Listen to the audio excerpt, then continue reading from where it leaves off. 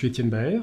Je suis là en tant que dirigeant de Manageris, qui est une société que j'ai fondée il y a une vingtaine d'années. Et notre métier, c'est tout ce qui est développement des managers et dirigeants. Le point de départ, c'est que, en fait, on était assez frustrés avec les solutions qu'on rencontre de e-learning sur le marché. Qui justement, ces solutions de e-learning sont assez héritées de la logique où tu fais de la formation d'un côté et après tu travailles, mais c'est assez déconnecté.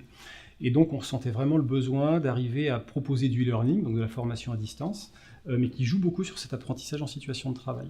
Donc, on est arrivé à la question de comment proposer une plateforme un peu générique qui va pouvoir être multi-client, qu'on va pouvoir paramétrer, sachant qu'on avait beaucoup d'exigences pour cette plateforme. Les exigences étaient surtout en termes de simplicité pour l'utilisateur, de qualité de l'expérience utilisateur, qui est assez mauvaise en règle générale dans tout l'univers du e-learning. On voulait absolument quelque chose d'extrêmement fluide. En même temps, il fallait aussi qu'on s'occupe des normes statistiques extrêmement importantes dans ce domaine-là. On avait besoin de permettre à nos clients d'avoir une interface de back-office qui soit simple, un aspect de gestion éditoriale très fine aussi, parce que contrairement à une plateforme de e-learning, on a des gros modules de e-learning, on en ajoute on en enlève un. Nous, c'est des parcours qu'à chaque fois on crée complètement sur mesure pour chaque client. On a commencé à faire un début de cahier des charges et on s'est dit, il n'y a pas beaucoup d'entreprises qui sont capables de nous proposer quelque chose comme ça. Et c'est à ce moment-là que je me suis dit, tiens, il se trouve que par des raisons personnelles, je connaissais quelqu'un chez Neoxia, j'en ai parlé à cet ami, et cet ami m'a dit, on peut peut-être faire quelque chose ensemble. On a pris connaissance de leur cahier des charges l'été dernier. Il y avait plusieurs choses qui, dans ce cahier des charges, il y avait bien sûr le produit qu'il fallait faire, mais aussi la façon dont ils voulaient que le projet se déroule, et aussi une porte ouverte pour amener des idées. Une des clés du fonctionnement qui était souhaité, et puis aussi de la façon dont on souhaitait travailler, c'était d'avoir un fonctionnement de type agile. Généralement, dans les projets informatiques, on a soit des projets, des contrats en régie, où à ce moment-là, on peut être dans un cadre agile, puisque le client paye pour ce qui est développé au final, pour le temps passé en développement. Le problème, c'est que dans ces cas-là, c'est le client qui supporte le risque. Par exemple, s'il y a un problème technique qui survient, c'est le client qui devra payer le surcoût. Or, comme bien souvent les clients font appel à des prestataires parce qu'ils ne maîtrisent pas les risques au départ, ils préfèrent être assurés. Deuxième option, c'est un contrat au forfait, qui fait cette fois reporter le risque sur le prestataire, mais cette fois on ne peut pas se permettre d'être agile, puisque le cadre est figé. Ce qu'on a proposé à Manageris, c'est un mix entre les deux, avec en fait, on a chiffré une grande partie du cahier des charges, même tout le cahier des charges qui a été proposé au départ, en leur permettant ensuite d'ajouter ou d'enlever des fonctionnalités dans ce cahier des charges, ce qui leur a permis d'avoir une visibilité dès le départ, et donc d'être assuré sur l'enveloppe globale, mais pourtant tout au long du projet, de faire évoluer le périmètre. C'était la porte d'entrée unique pour toutes les parties prenantes du projet, pouvoir préparer les futurs développements et réaliser la recette en continu du projet. Sur cette plateforme était placé dès le départ l'ensemble du périmètre fonctionnel, découpé en user stories. C'était ensuite au client de déplacer par lot ces fonctionnalités dans ce qui était planifié pour le développement, au développeur ensuite de réaliser ces fonctionnalités. Et la recette pouvait être ainsi réalisée en continu par Manageris. C'est vraiment un outil qui est vraiment appréciable en termes de gestion de projet, de suivi de projet, de pouvoir voir 24 heures sur 24, 7 jours sur 7, même le dimanche sur son iPhone, de voir que voilà, tout est en cours d'avancement, de voir, on n'a pas à attendre la fin d'un rush pour tout vérifier d'un coup. Il y a des petites itérations, des petites stories qui vont se faire au fur et à mesure du temps. Grâce à ces outils-là, on va pouvoir voir que tel élément a été fait. Donc nous, on va pouvoir le travailler, on va pouvoir relever, faire des petits commentaires qui seront repris. Et avec toute cette batterie d'outils-là, on peut vraiment travailler de façon rapide et efficace. Et on peut vraiment s'entendre sur le besoin.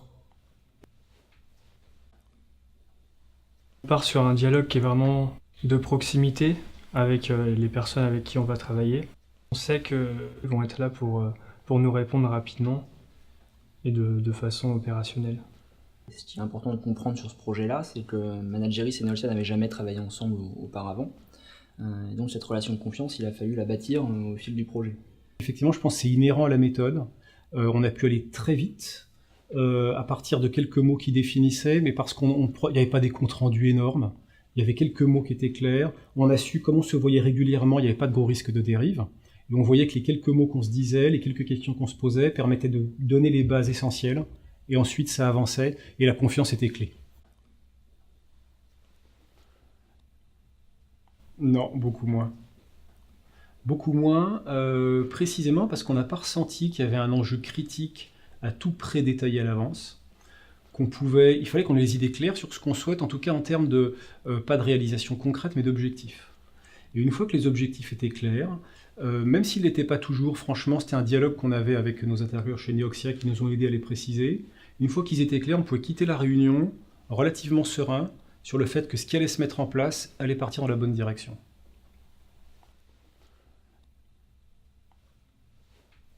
Le fait de pouvoir changer en cours de projet est tout sauf déroutant en réalité, dans la mesure où il y a des outils qui sont extrêmement clairs, qui fait qu'on voit très très bien où on voit ce qui a été décidé, on voit ce qui a été fait.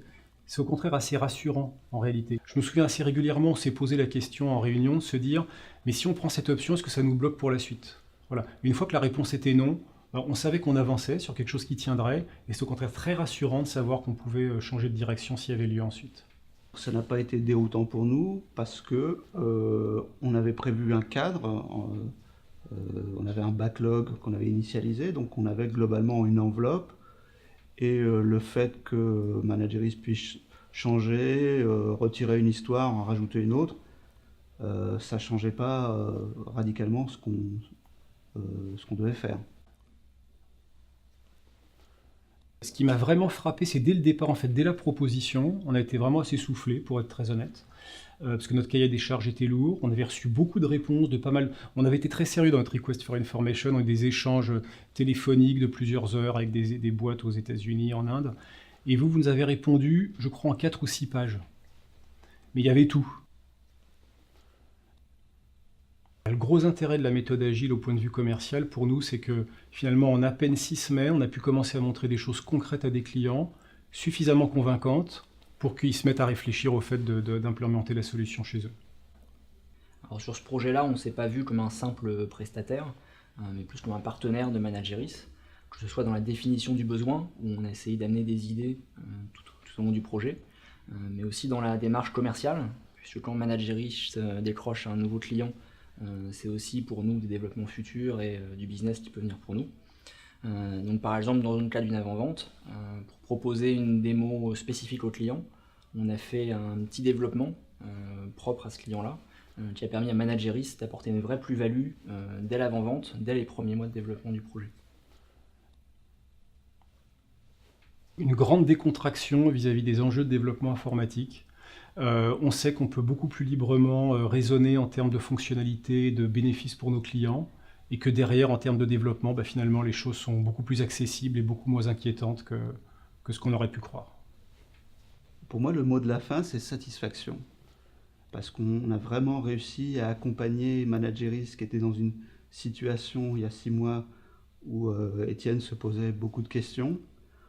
Et aujourd'hui, ses soucis sont réglés et il se projette dans la démarche commerciale de Manageris. Si on pouvait le refaire, on signerait tout de suite, quoi. On a mis pas mal d'énergie dans ce projet, et ce qui était important pour nous, c'est que ça sert vraiment Manageris dans son business, et de voir qu'ils ont décroché un premier client avant même la fin du projet, c'était un vrai succès pour nous, une vraie clé, un vrai marqueur de la réussite.